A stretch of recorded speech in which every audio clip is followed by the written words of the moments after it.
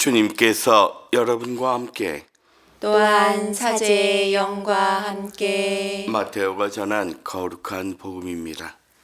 주님 영광 받으소서. 그때 예수님께서 제자들에게 말씀하셨다. 너희는 어떻게 생각하느냐? 어떤 사람에게 양 100마리가 있는데 그 가운데 한 마리가 길을 잃으면 99마리를 산에 남겨둔 채 길 잃은 양을 찾아 나서지 않느냐? 그가 양을 찾게 되면 내가 진실로 너희에게 말하는데 길을 잃지 않은 99마리보다 그 한 마리를 두고 더 기뻐한다. 이와 같이 이 작은 이들 가운데 하나라도 잃어버리는 것은 하늘에 계신 너희 아버지의 뜻이 아니다. 주님의 말씀입니다. 그리스도님 참여합니다.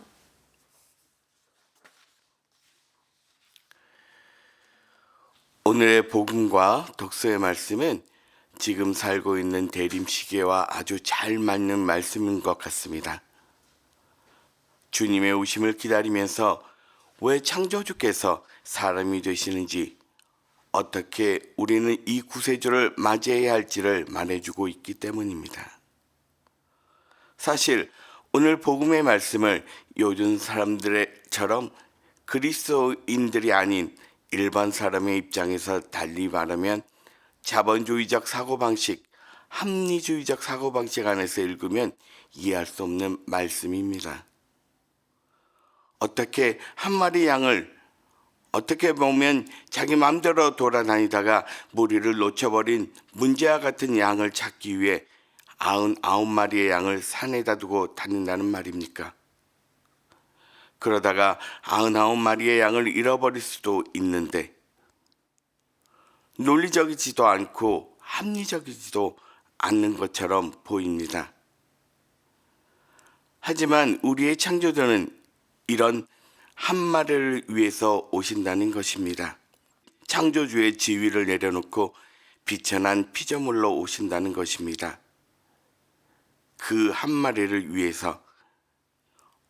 이 얼마나 위대한 사람입니까? 실제로 예수님은 당신의 전 생애를 한 마리의 양을 위해서 사셨던 분이십니다. 요한복음 13장에 보면 예수님께서는 이 세상에서 아버지께로 건너가실 때가 온 것을 아셨다.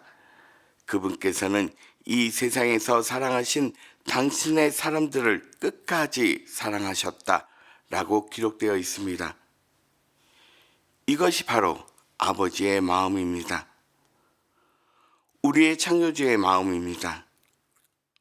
우리의 구세주는 의인이 아닌 죄인들을 위해서 오신 것입니다. 왜 이렇게까지 사랑하실까요? 당신 마음에 드는 99마리가 있는데 그 한 마리는 우리 구세주에게는 어떤 의미가 있는 것일까요? 그 한 마리 양도 다른 양처럼 구세주에게는 소중한 자녀라는 것입니다. 포기할 수 없는 사랑으로 낳은 자녀라는 것입니다. 사랑에는 이유가 없습니다. 사랑에는 포기라는 것을 모릅니다. 그렇기 때문에 그 한 마리를 위해서 온전히 투신하는 것입니다. 하느님 구세주의 사랑에 감사드리면서 그럼 우리는 받기만 하면 되는 것일까요? 우리를 위해서 오시는 구세주를 우리도 잘 맞이하기 위해서 뭔가를 해야 하지 않을까요? 교회는 이사야 예언자를 통해서 모든 그리스도인들이 오시는 구세주를 잘 맞이할 수 있도록 초대하고 있습니다. 너희는 광야에 주님의 길을 닦아라. 우리 하느님을 위하여 사막의 길을 곧게 내어라. 골짜기는 모두 메워지고 산과 언덕은 모두 낮아져라. 거친 곳은 평지가 되고 험한 곳은 평화가 되어라.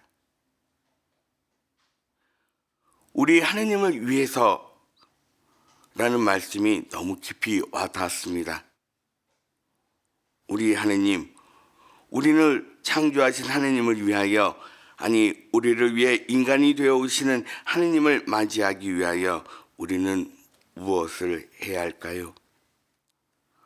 첫째, 광야의 주님의 길을 닦아라.